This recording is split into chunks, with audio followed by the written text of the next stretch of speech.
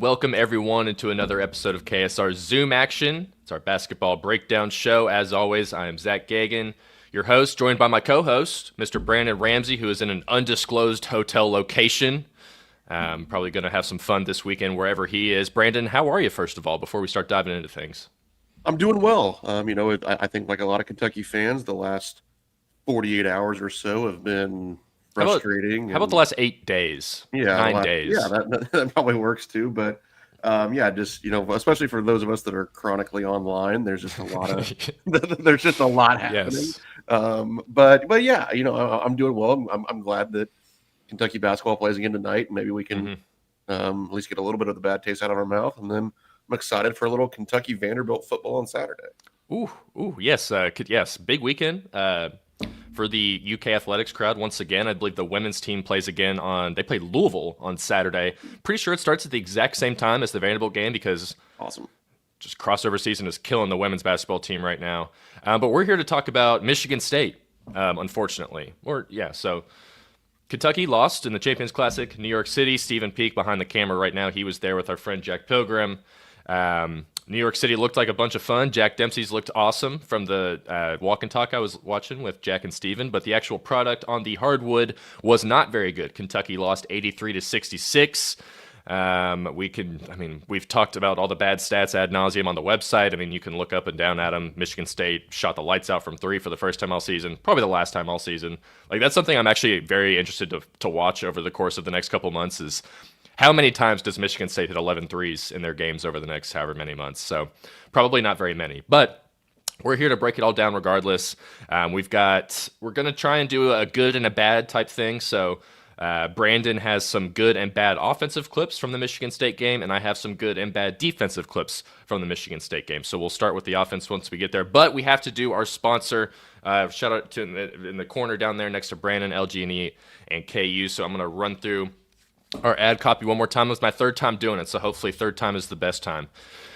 LG&E and KU knows that when the lights go out, it can feel like a full court press, but staying in the know is an easy win. Update your phone number in the LG&E and KU mobile app or in My Account. If the power goes out, you'll get play-by-play text from 454-358 with outage updates, safety information, and time estimates for power restoration. Can't text? No problem. We'll call the landline on your account with the same updates so you're never left in the dark. Because in the dark, there's no defense. Still my favorite line from this ad copy. But with LG&E and KU, you've always got a team working to get the lights back on and let you know the game plan. Update your number today at lge-ku.com/outages. Brandon, the Michigan State game was not too fun for a bevy of reasons, but the odd part from at least the Michigan State and the Louisville game is the first 8 minutes or so of both those games have actually been kind of enjoyable, like to the point where Kentucky was winning, playing really well. And then we get to the point where we're starting to count the number of rotations that Mark Pope is going through, either A, so he can figure out work through things to figure out what sticks, or he's trying to just throw things at the wall. And it's definitely the injuries play a count into it. You've got a deep roster trying to get everybody in, get touches on the floor.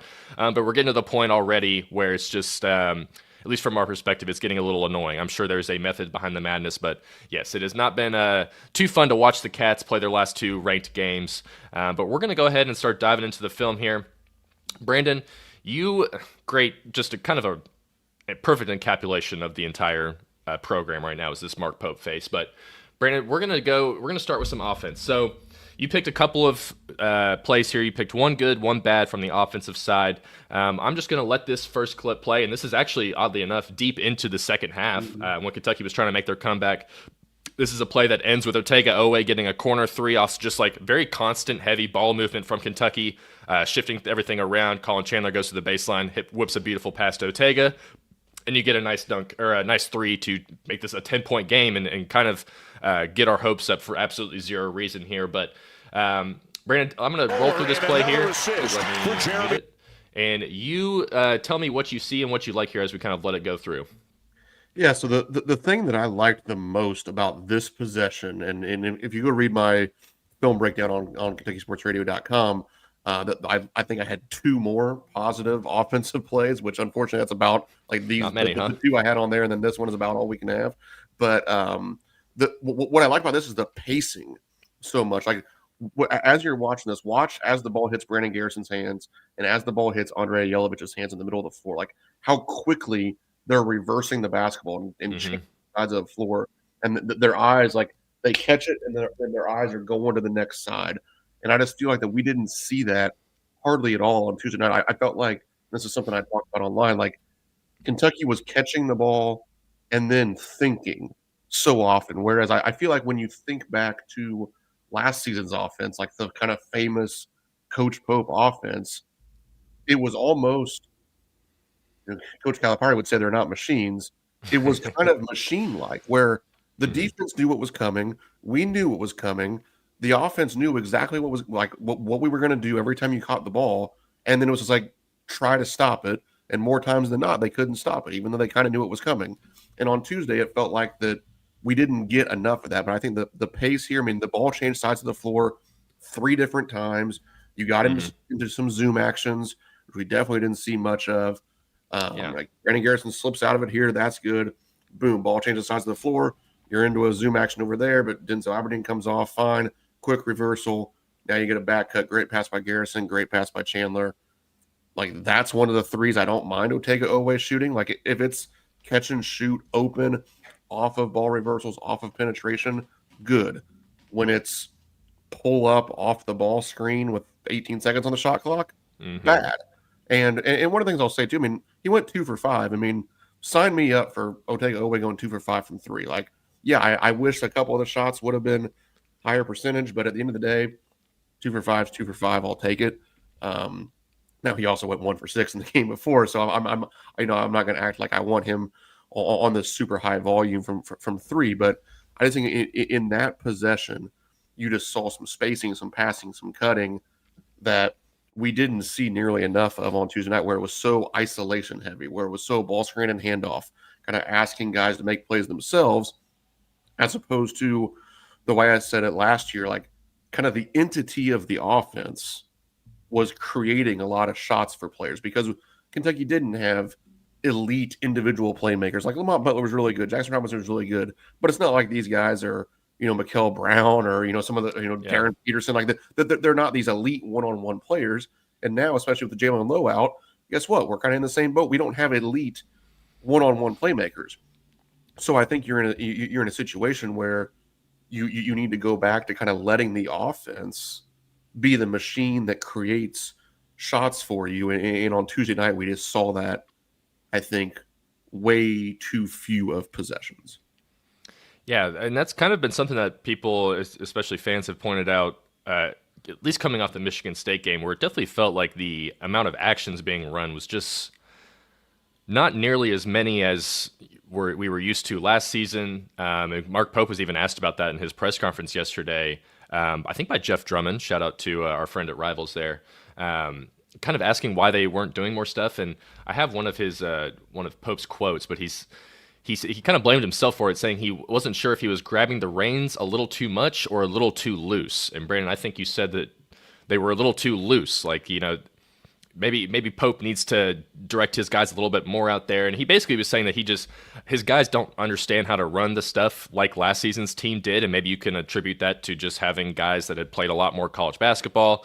But those guys all kind of came together out of nowhere and were able to create some magic. So it was a little concerning from that angle. So maybe Mark Pope does need to get a little bit of a bigger hand on the offense and controlling things and directing things. That's kind of what he did. I forget, there was one of the games last year, maybe a Gonzaga game or something like that. I think we did a whole Zoom action segment on it where Mark Pope was basically playing the chess pieces of the offense for the final 2 or 3 minutes of a close game, and it led to Kentucky coming back and winning. So, obviously Kentucky wasn't close enough in this game to really have that opportunity to kind of have a chess battle down there at the end. And I'm not even sure if that would have gone successfully with Tom Izzo being the other head coach on the other side. And obviously Pope struggled with his first matchup against Tom Izzo. But yeah, so we'll see. It'll be interesting to see, especially tonight against Loyola. Does Pope maybe direct things a little bit more? I'm sure that's something that we'll be looking at. Brandon, anything you want to say on that before we go to our next clip here?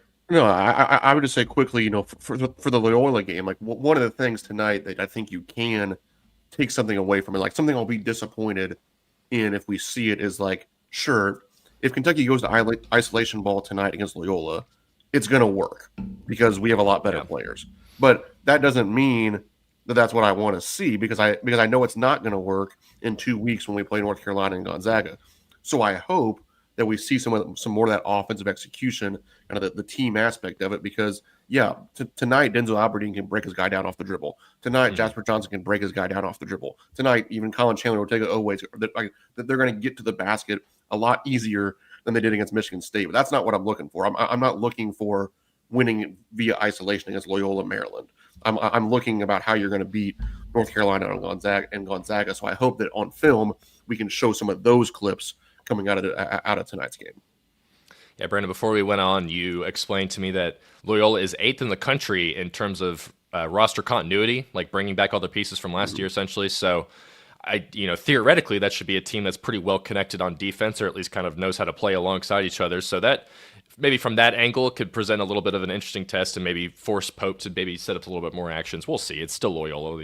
They're whatever 300 in Ken Palm, so it shouldn't matter in the end there. But and Steven, sorry, I'm going to kind of go off your order of your little blocks there. I'm going to go straight to Brandon's bad offensive play, of which there were a handful of options to choose from here, but we have one that I'm going to let Brandon think of once I can figure out how to bring it back up. There we go.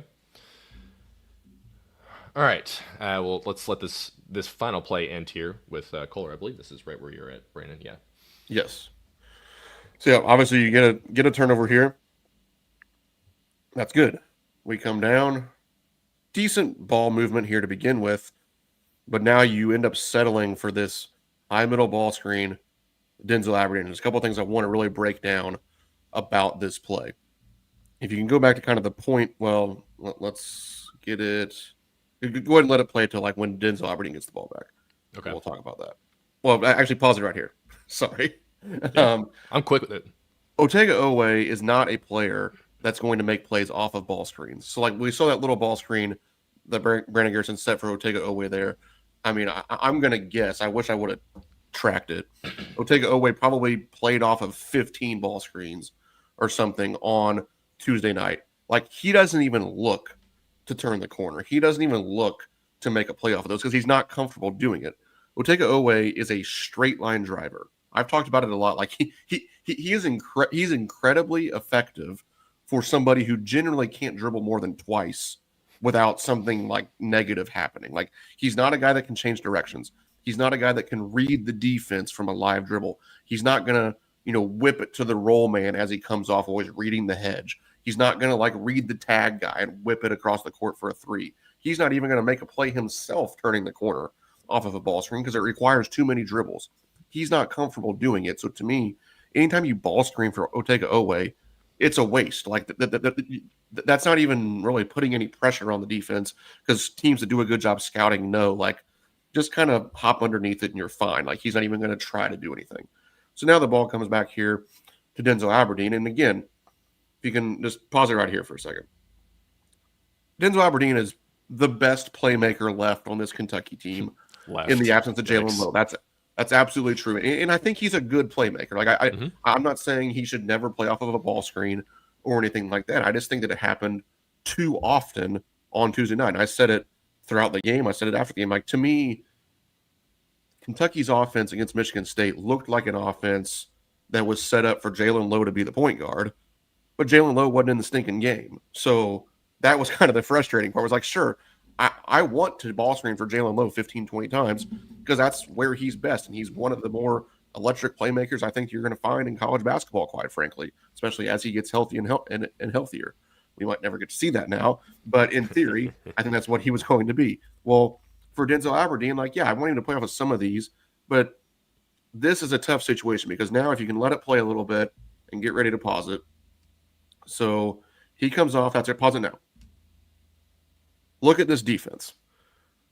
They are completely in tagging on Brandon Garrison off of Mo Diabate because Mo Diabate is the guy that's in the lift. Like, it doesn't matter if that's Denzel Aberdeen, if that's Kyrie Irving, if that's Steph Curry. Like, there's no play to be made if Mo Diabate is your lift guy because Brandon Garrison rolls down there. Like, there's two defenders on Denzel Aberdeen.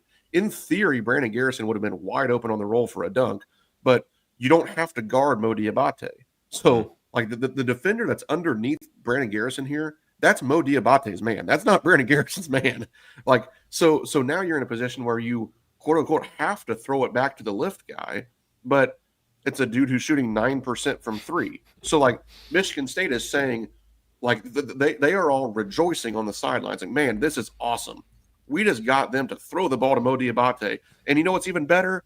He actually shot the thing. Like they're all just going and now unfortunately, for some reason when you flip the coin, sometimes when Kentucky does defense like this, the ball goes in for Michigan State and Mo Diabate goes 0 for 4. And that's one of the shooting variance things I talked about. Like, Mo Diabate could have gone 2 for 4. They could have missed a couple of their open shots. All of a sudden, that's a 12-point swing. You have a basketball game. But I digress on that. That's not what happened, so it doesn't matter. But when you put yourself in a position where they don't have to guard somebody on the perimeter, they can send 2 guys to the ball handler and know they can cover up the role. Like, it doesn't matter what level of playmaker you have. There's no play to be made here. And I thought that Kentucky just put themselves in that position far too often, where it was like, hey, you're making it too easy on the defense, as opposed to that last play that that I showed. Or again, if you go to KentuckySportsRadio.com or my Twitter account, you'll see a couple of the other positive offensive plays where you get some zoom action, you get passing and cutting, you get a back cut, you get 5 out spacing where there's space to cut into in the paint, different things like that. And that just wasn't the case so often, and you're relying on offense like this when there was really just no offense to create here. Now, is this just? I mean, is this going to be kind of a recipe for a lot of the offense when you have? Theoretically, there's really only one shooter on the floor right now, and Trent Noah. I mean, should Trent Noah and Mo be swapped here? I mean, what would kind of be the? I mean, or should? Yeah, I mean that alone. Like, if you're going to stick with the high middle ball screen, I would be fine with that. Or let's get it here. Pause it. Like, why can't you hit Brandon Garrison and then go zoom action on the far side? Like, who was that? Otega Oweh? Like, have Oweh. It's set up right for it. Yeah, have Oweh down screen for Trent Noah. Now you have a shooter coming off. Like, what have we seen sometimes early this season? Defenses getting out and overplaying Trent Noah. We saw it for Colin Chandler when he got 2 back cuts, both in the play that I just showed and earlier when he laid it up a couple of times. He had a pass from Brandon Garrison on the very first possession of the game, and he had a pass from Malachi Moreno about 5 minutes later where they were overplaying him, so then he back cut and laid it up.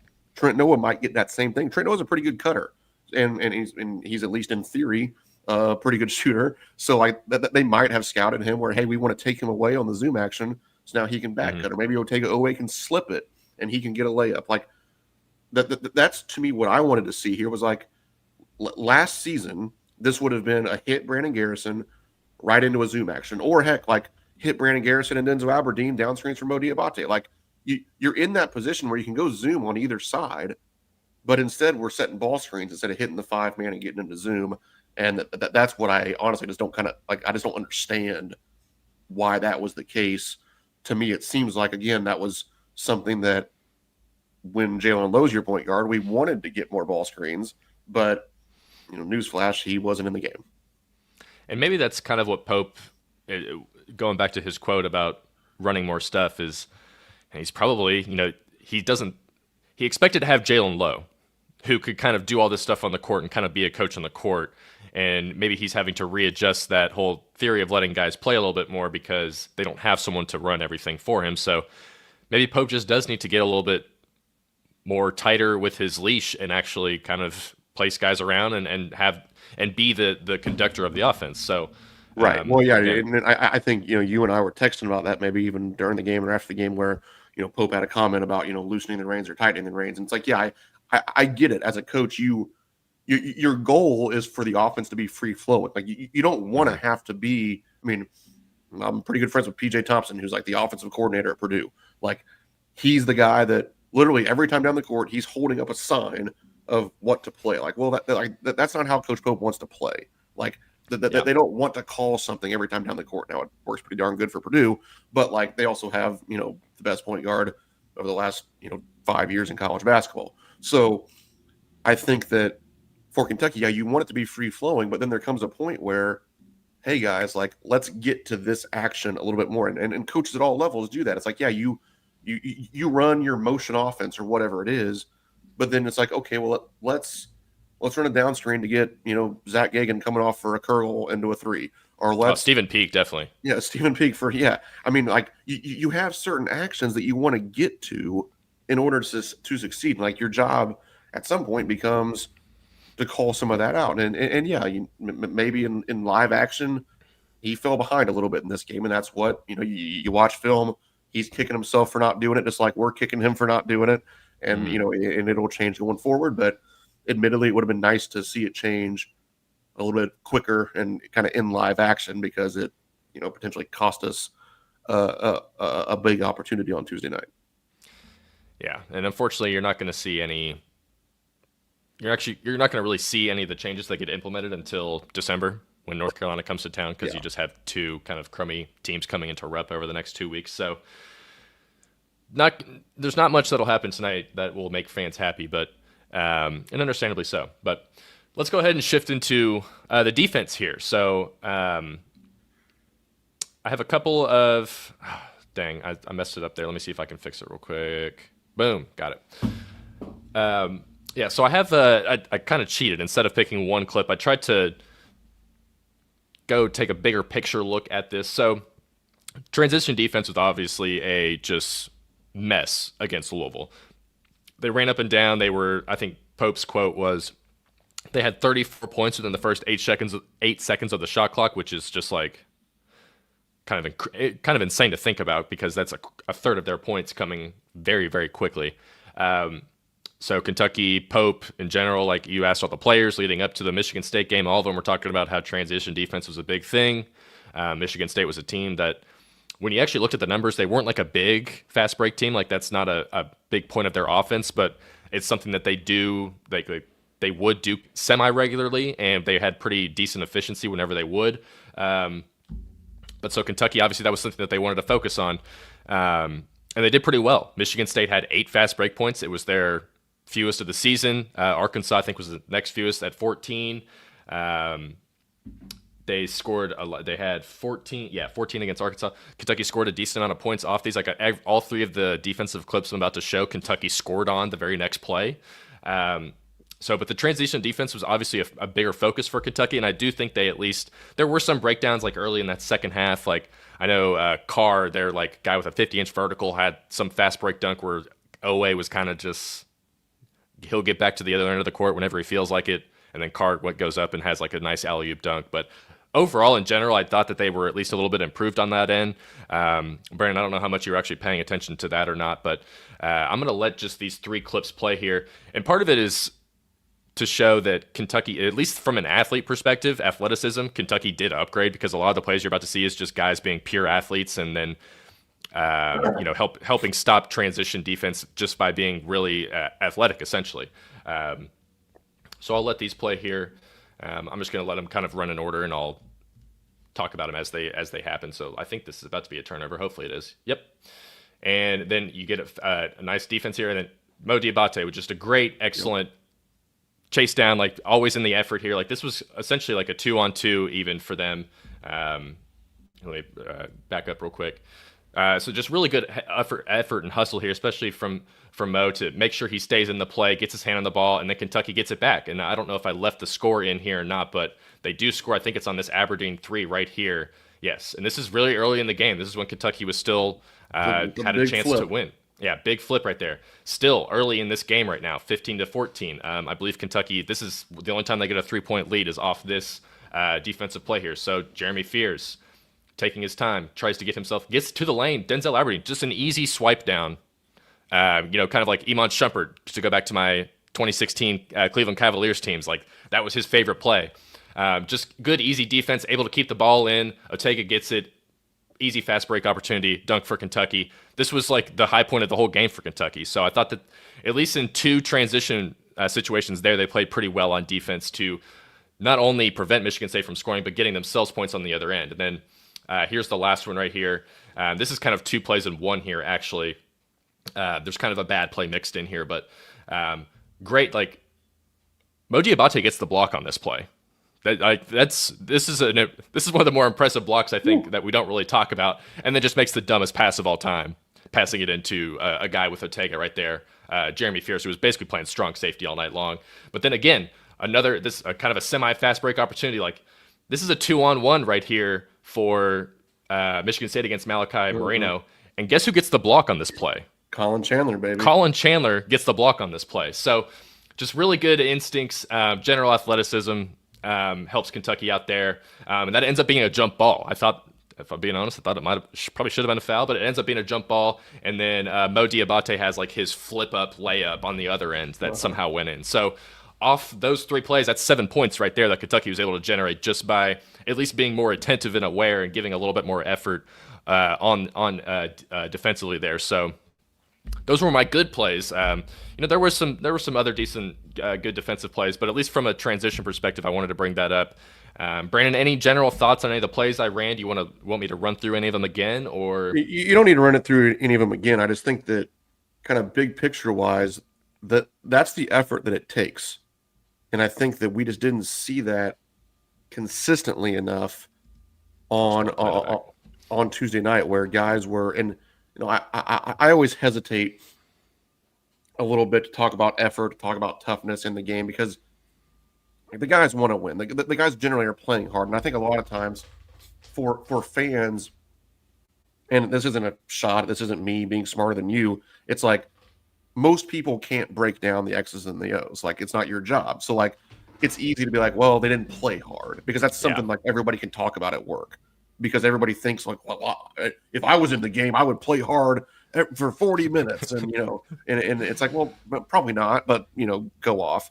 And so I think effort's an easy thing to kind of get thrown out there as a problem. Now, admittedly, I thought at times it was a problem where, to me, it's more just kind of like being lackadaisical, or not concentrating hard enough to like, well, I sprinted. Well, I'm about to show you a couple of those plays in a second. So yeah, like I sprinted hard for 3 steps to get back, but then guess what? I jogged for the last 5, and like maybe they didn't even feel the difference in real time. But then you show them on film. I know what happened to Mo Diabate one time when Jackson Kohler laid it up all by himself underneath the basket. Like, his first 3 steps were awesome. He sprinted, and then he kind of jogged, and then he backpedaled, and he never really got all the way back to the rim. And then they just like passed it along the baseline, and Jackson Kohler laid it up. And like, if you asked Mo Diabate, he'd probably be like, Coach, I was sprinting.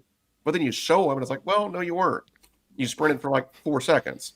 And, I think those are the sort of things where it's like, just that extra 10% is where Kentucky needs to turn it up going forward, to really have more plays that look like this and less plays that lead to transition baskets.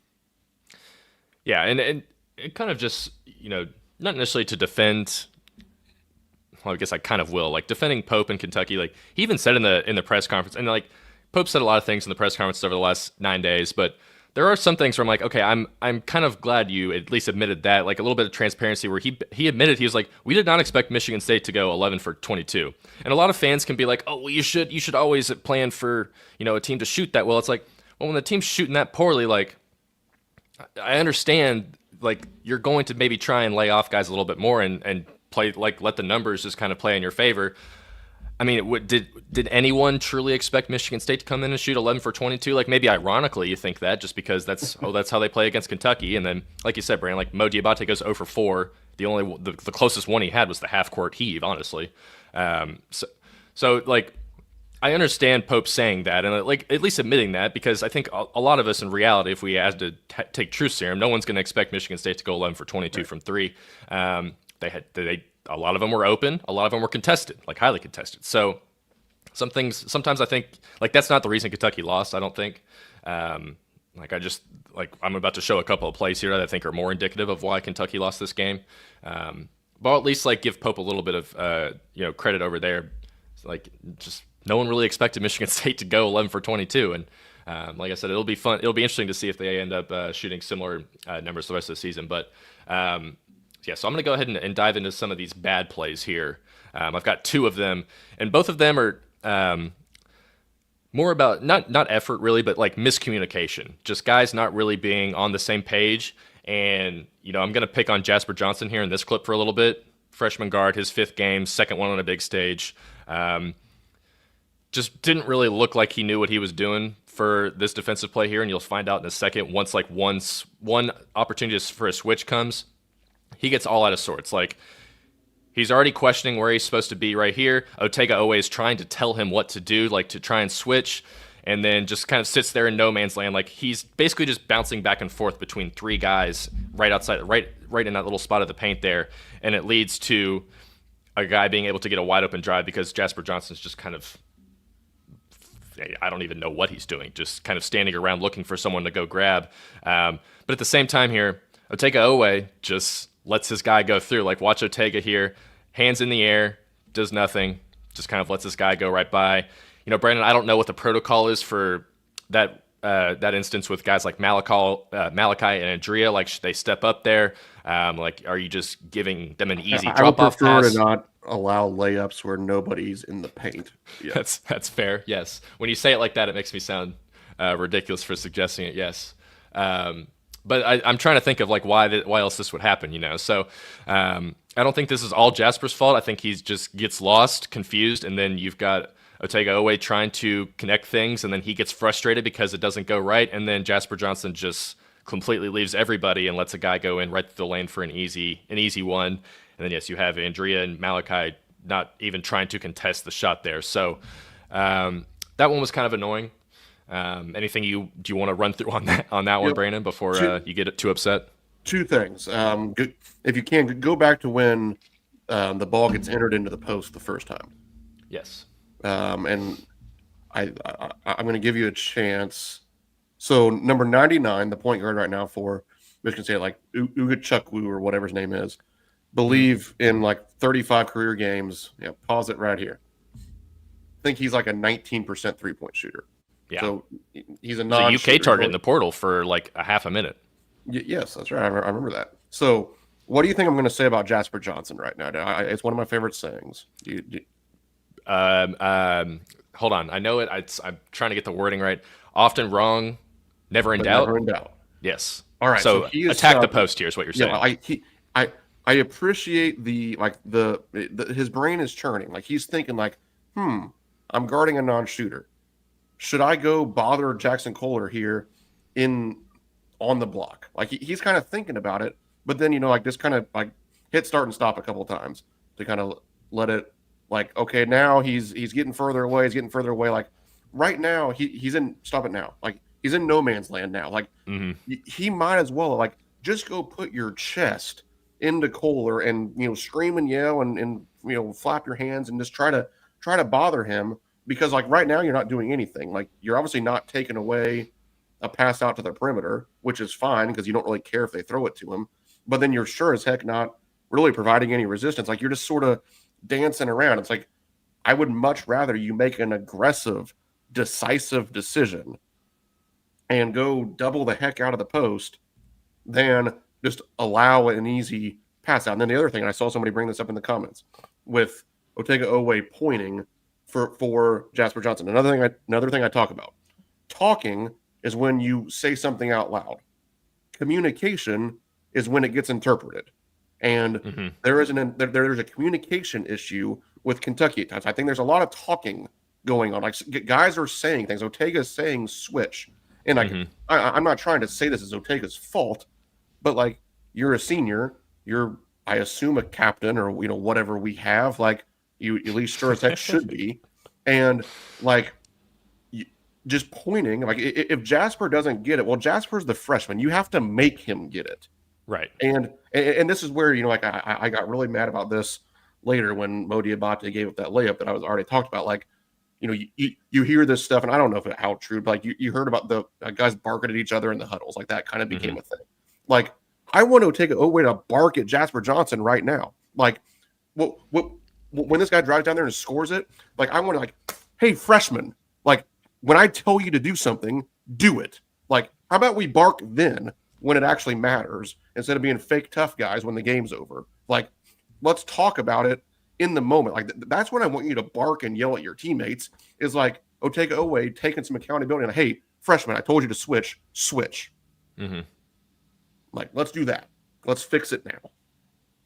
I also like that Jasper decides to finally commit to the double as the ball's being passed to the top of the key, and he gets his easy layup there. So, yeah. So I don't really know. I mean, it's not going to change in a day with Jasper either. So it's just like you said, it's just everyone's just got to be more connected, more on the same page. Because that's just a tough spot. I mean, not to like Jasper obviously should know better, but that is a tough spot for a freshman to be in. And yes, the seniors should be the one to try and.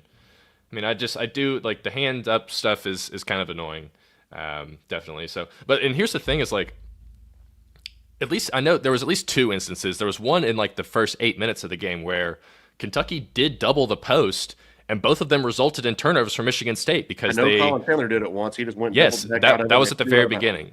Yeah, that was in the first. That might have been in the first like 4 minutes of the game. Colin Chandler doubles. They try and pass it out. It goes off the guy's leg out of bounds.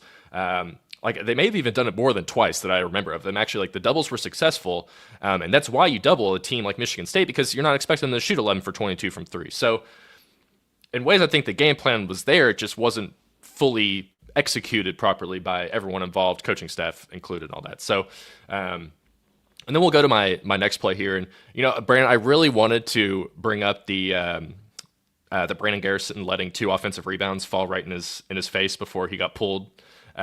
But we've seen that clip so many times. So I picked another one instead. One that I do think was kind of making the rounds. And I'm actually going to get your opinion on whether or not this next play was actually Brandon Garrison's fault or not, because I think there was 2 different guys that could kind of be in fault here. So are you really going to put me in a position where I might end up defending Brandon Garrison again? Because I already get painted into that corner. Yeah, well, I mean, I know your shirt underneath there says Brandon Garrison's number one only fan right now, at least, but number 1 fan for sure. So I'll give you a chance here if it warrants it. Another like attempt here as well where they could have hit Carr for a lob because Otega always kind of just not really giving all his effort there. Got lucky there, but so they slow it down. Where's Brandon Garrison? What's he doing? He's at the free throw line currently. He's at the free throw line. Jeremy, let's go back for a second because I kind of was quick with it. But you've got Yelovich and Brandon Garrison. I don't know who was supposed to take Kohler here. Right. So that may just be a miscommunication in general. Like maybe Brandon told Andrea to go get it and he just didn't. Go keep that guy. It doesn't look like either of them say anything. Yeah, it doesn't look like they say anything to each other, at least from this perspective. No. And then you got Jeremy Fierce is like, okay, that's the easiest pass I'll make all night long to a wide open guy. And again, the arms with Otega Owe, man, this is like he's always throwing his hands up. Always got the palms up. Like I don't know if him getting over there and trying to contest that even matters. Maybe it just results in an and one or whatever. But it gets to a point where it's just like let's just play basketball and stop doing the hand stuff. So.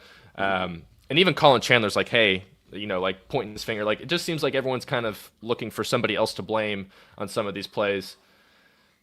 So it's a little annoying. And that's just, this is like kind of when the game's so close too. Like Kentucky was just down 10 points like a minute before this. And then that face from Pope right there, like that's I gotta find it again. Cause like that is all of Big Blue Nation right now. Especially that was my face as well after watching that play because he knows he's like someone screwed that one up big time. So if you can find a way to defend Brandon Garrison, go for it. Brandon, but otherwise, I'm not going to. So here's my 2 things on that play. One, just stop it right here for a second. First off, you have number 15 Carson Cooper, I believe, out on the perimeter. I don't believe he's attempted a 3-point shot this year. So. To me, that makes the decision pretty easy in and of itself. It's like, how about we have 2 guys go guard the guy on the block who can just lay it up? I mean, like you and I would have made this shot instead of having 2 guys run at the 7-footer who doesn't shoot threes on the perimeter. Like now, if these 2 guys would have reversed, like Kohler was 2 for 2 from 3 in this game. He's actually a decent shooter. Like I could, mentally somewhat live with the fact if you had 2 guys kind of run at him, he already made a couple. You're like, hey, like, sorry, coach, I didn't want him to make a 3rd 3. Okay, fine. Like, I'll at least listen to that. We can talk about it in film. Here, it's like, why? Like, you don't need anybody to guard him out here, let alone 2 guys. And then secondly, it's what we just talked about with Otega Owe and Jasper Johnson. Like, I get it. Andrea Yelovich is probably older than Brandon Garrison, maybe. But like, Yeah. Brandon Garrison's a junior playing college basketball. It's his second year under Pope. Andre Yelovich got here like 2 months ago. So like, what? Even if it's not Brandon Garrison's fault, quite frankly, and this isn't fair, but this is part of life. Like, I'm kind of blaming Brandon Garrison because I'm like, hey, buddy, I expect you to know all this stuff at a higher level than almost anybody else on the team. So like, even if it's not really your responsibility, I mean, like think about, no, I mean, I know we don't have normal jobs either, but like people that have normal jobs, like, so sometimes you get held accountable for things and it's like, well, sorry, like I'm working with somebody that's incompetent. Well, like your boss doesn't care. Your boss expects you to figure it out and get it done. Right. And that's what I'm kind of leaning towards here with Alaska, with Ortega Oweh, here with Brandon Garrison. Like, I expect you, I need you to be the one to figure it out and get it done. Like Mark Pope's not on the court. Like we can blame Mark Pope all we want for different things, but like in the moment he can't fix this. Like he can try to fix it in practice. He can try to show them in film, but when it comes down to it, he can't. Like it's not a video game, so like he can't just move the chess pieces on every possession. At some point, you need your juniors and seniors, your guys that have now been at Kentucky for 2 years. You need them to be able to get people to do the right stuff. I just love this face from Pope here. That should be a meme across BBN right now. Yeah. Yeah. So it was, and here's the thing, Brandon, about the Louisville and the Michigan State game is like, if you kind of, and this is, me kind of cherry picking, but Kentucky outscored Louisville for over half that game, like in terms of in stretches. Yeah. They did, like, they outscored Michigan State for the first 8 minutes of this game. They had stretches in the second half where they outscored them. Like, Kentucky's really getting blown out in, like, short segments. Like, it's happening so fast. It's happening within 5 minutes of these games where teams go on these massive kill shot runs, and it ends up being the entire game because, when Kentucky does go on their run, like, there's just too much of a gap to fill. So, I guess my point in saying that is, like, there's reason to believe that this team is still like a talented team and has good players and good pieces. It's just these lapses are just becoming too often. Go ahead, whatever you're about to say. Yeah, I mean, what I want to say to that is, I think, and I mean, heck, this is probably a point to a very hot topic across all of us right now, is like the substitution patterns and some of that stuff, because like 70 so far. I don't know how many that is comparatively, but like, I know Arkansas really, doesn't have 70. It seems like a heck of a lot. Like it's you can't. I mean, even though we're down at halftime and all these things, like it's to me, it would be short-sighted to be like Kentucky's not ready to play. Well, heck, like if anything, we're ready to play because that's the only time we've looked good in these games. Is like those first 5, 6, 7, 8 minutes. So it's not that Kentucky's not ready to play, because they're, like I said, their best basketball against Louisville and against Michigan State was arguably the first 1 or 2 segments of the game. It's then like once you start introducing some of these other guys, you start messing with some of the rotations or whatever it is. And it's a 2-game sample size. I don't think it's as easy just to lop it all on that, but it's not as simple as just saying like, well, Coach Pope's not getting them ready to play. It's like, actually, that doesn't seem to be the problem. Yeah. Well, and what's happened in both the Louisville and Michigan State game is he gets to the point where he's doing the rotations where, like, it all started to fall apart against Michigan State when Brandon Garrison was playing with 4 bench players. That's not really, I'm not putting that on Brandon Garrison. Like, when he's in there with 4 bench guys and the game hasn't even, like, when we're 7.5 minutes into the game, it's like, do you really, like, that's where things immediately fell apart against Michigan State. So, I don't know, like, he didn't really give like a true transparent answer when he was talking about the rotations and stuff of like, why he's doing it, or like if there's, if it's something he's going to reel back in. I don't think it is at this point. I'm still expecting Brandon Garrison to be the starter tonight. I'm expecting him to be the starter. That's going to go over well when he gets introduced. I expect him to be the starter against North Carolina. Like, I just don't think that Pope's really going to do like an all-out shift in kind of his philosophy, at least. So he's just going to have to figure out, like, just don't put Trent Noah and Jasper Johnson and Cam Williams and Yelovich on the floor with Brandon Garrison at the same time. Like, some of these things just seem like, especially offensively, like there's just you're not getting anything from that sort of group. And that was a group, I think that might have been the exact group where things started to fall apart against Michigan State. So But I get it. You want to toy with these lineups. You want to figure out what works, what sticks. It's just unfortunate that it's happening, and that's when Kentucky just starts to bleed points and struggle to score on the other end. So, um, anything else you want to say on that, or should we take like I know that Steven's got a little box here. How does any of this get fixed? I mean, we've kind of talked about it generally throughout the episode, but is there any like big picture takeaways you have of how things can get? I mean, like I said, you got 2 weeks until the next big game, so you're really not going to figure anything out until then. Right. I mean, I think I know Steven's got some comments and questions started here. Maybe we can get to a Oh couple yeah, of those as yeah, well. yeah. But I just think, big picture wise, yes, probably tightening and figuring out the rotations a little bit, I think is going to be part of it. Like Hmm. clearly the depth, especially when you're down a couple guys, like you've already Yeah, eaten into some of your depth, and then quite frankly, I think the depth just maybe isn't what you thought it was. Like there's a couple guys that aren't as ready for big roles as what you maybe would have hoped. So now all your depth isn't what you wanted it to be or what you thought it would be. So that means you're gonna have to tighten things up and maybe be a little bit more precise with some of the minutes. And then I really do think too that I'm more concerned offensively than I am defensively. Like I think that there was some shooting variant stuff for Michigan State that went their way. I think that some of yeah. it was just kind of getting lost, and I think those things can be more easily fixed than like kind of a structural problem offensively. The ball not moving, the ball sticking, isolation stuff. Like I think, but I do think that it can be as simple as kind of going back to some of the offense that we saw last year. Because I know Malachi Marino is a great passer. Hmm. Nobody wants to hear it, but Brandon Garrison's not the worst passer. He's still 9 assists, 5 turnovers this year. Pretty good for a center. Um, I think that like those guys can do some. Are they Mario Williams? No, but those guys can do some of that. Yelovich, Debate, like all those guys can play that role a little bit as that facilitator from the top, and I want to see more of that going forward. Well, Steven, do we have some questions from? I haven't really been paying Looks like attention to we got comments. some super chats. It looks like. Super chats. Oh, I think these are from a different.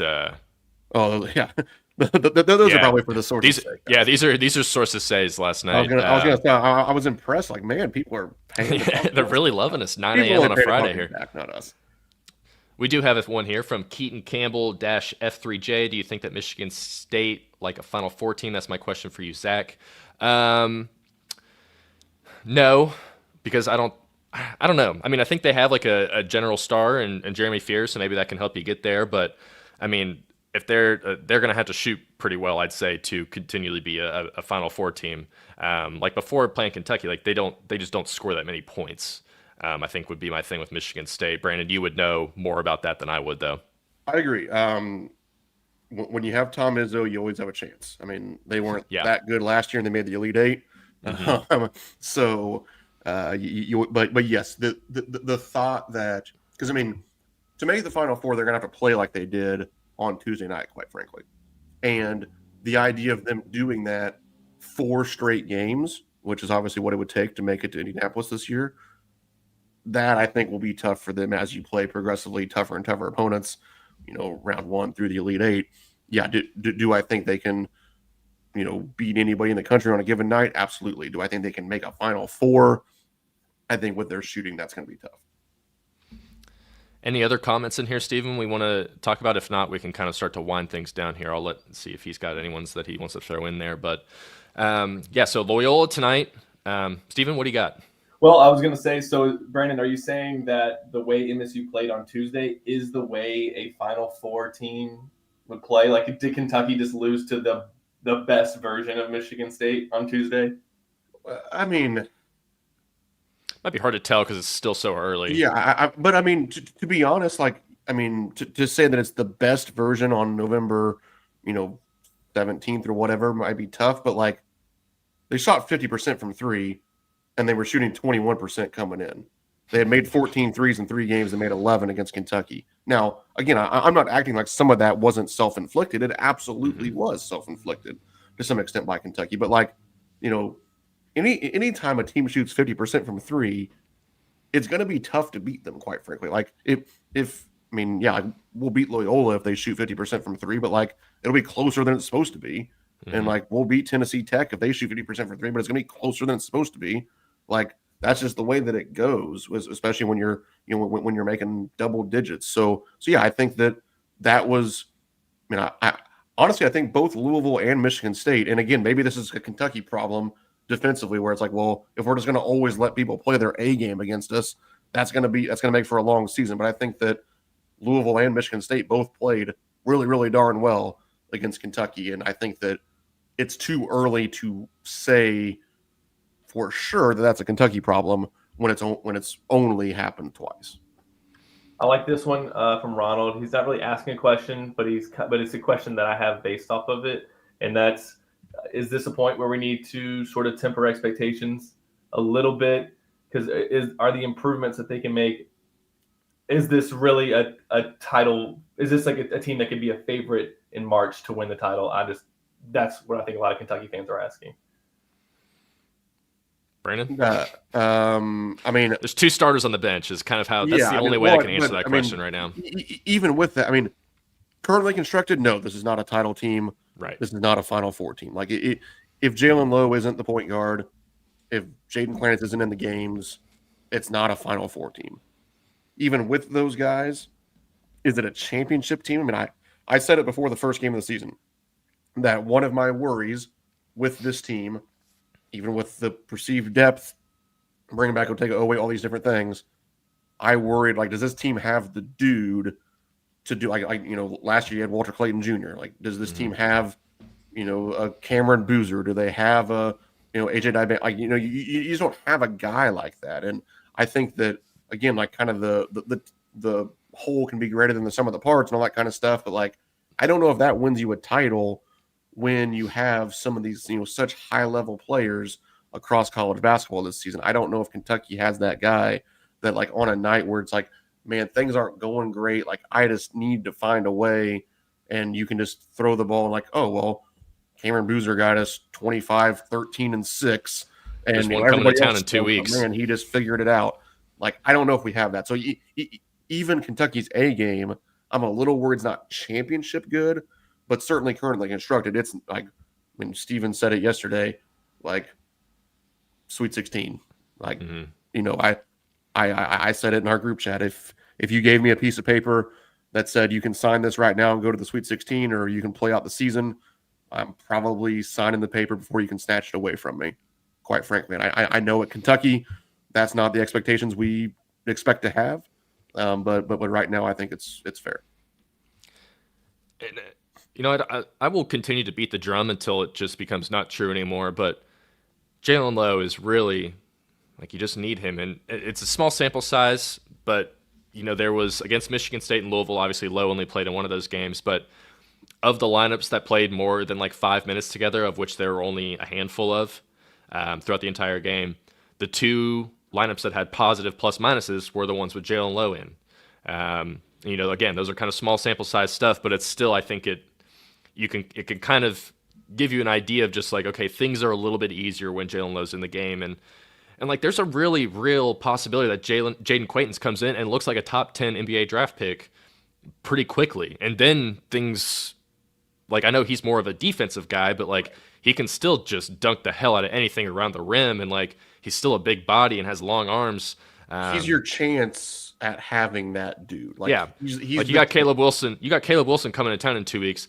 The actualized version of Jaden Quaintance, I think, is theoretically, if you ask draft people, they're going to tell you that the actualized version of Jaden Quaintance would be better than the actualized version of Caleb Wilson, just because of how much the defensive impact that Jaden Quaintance can bring. That would probably spark a massive debate, actually, if we tried to put that on Twitter, because they're kind of comparative players in a weird way, just being 6'9" and long and could do multiple things. But so like, you got those 2 factors just kind of sitting on the bench there. Like, I'm down on this team right now, but I'm not going to give up on them because of having those 2 guys out there. And until they come back, and if they come back and Kentucky still looks the same, then that's it, then that's the season. And then it's probably over at that point. So, but we won't know that until, Jack he's been dead on with all the Quaintance stuff so far. And he's, I think, kind of in the December, January range is where he's still saying, and everything is trending towards that direction. So it should be sooner rather than later that JQ is ready to go. And if that's the case, then then we'll just have to see what everything. And hell, I mean, Jalen Lowe could get surgery tomorrow and really screw things up, and then who knows what we're actually talking about, you know? So, but at least from Pope's comments yesterday, it sounds like Jalen Lowe's going to at least give it a shot, give it another chance to kind of get his shoulder back to at least where it was going into that Louisville game, and then he could try and just hopefully not get ran over in practice by Mo Diabate or somebody, and it stays healthy. So, but anything else we want to talk about, Brandon, before we shut things down here? We got Loyola tonight, 7 o'clock, Rupp Arena. I think it's on SEC Network Plus. Like we said, they're a big roster continuity team. I haven't done much info or insight about them. I know Pope said in his press conference yesterday, he said they had a guy on their team that didn't even know about that scored, like played really well for them. And Brandon, you said that that's some freshman that just hadn't played and all of a sudden came in and did like pretty well. Yeah, so. they had a freshman Wednesday night against Duquesne that came in and had like 11-5 that hadn't played in the first 4 games. Admittedly, I mean, I'm assuming I know more about Loyola, Maryland than everybody that's not on staff at Kentucky. Yes. But I don't know why he didn't, like, I don't know if he just wasn't, you know, maybe he had a shoulder injury or, you know, whatever. But yes, he kind of came out of nowhere and gave them another good player. The one thing I'll say about the roster continuity, I always say it halfway jokingly, but like sometimes having continuity is not a good thing. Like they stunk last year. Yeah, having all the guys back in the team that stunk isn't always a good thing. Fair. So yeah, we should be fine. But no, I mean, we're a little down right now. Like it's not super fun to be a Kentucky basketball fan right now, but luckily it's November 21st and we got a lot of time to change things around. And you know that's not going to happen in these next couple games. But you know the good news and the bad news is that this non-conference schedule gives you plenty of chances to, like, if you come out and you beat North Carolina and Gonzaga, well, guess what? We're all going to be back thinking we're going to win the championship again. So that's life in Big Blue Nation. Hey, that Gonzaga team is looking pretty good right now. So, but yes, North Carolina, absolutely a winnable game in 2 weeks when they come into town. So we'll see how that goes. But thanks to everyone for joining in. We've got 170 live viewers right now. That's awesome. Really appreciate everyone joining in and listening to us kind of. I don't know if this is like a therapy session kind of for us, but it feels, it's always nice to just kind of have some fun with it. So thanks, Brandon, for coming. Steven as well for producing. Steven's got to drive to Nashville here in a few hours. So we will get off here and we'll catch y'all next time on an episode of KSR Zoom Action.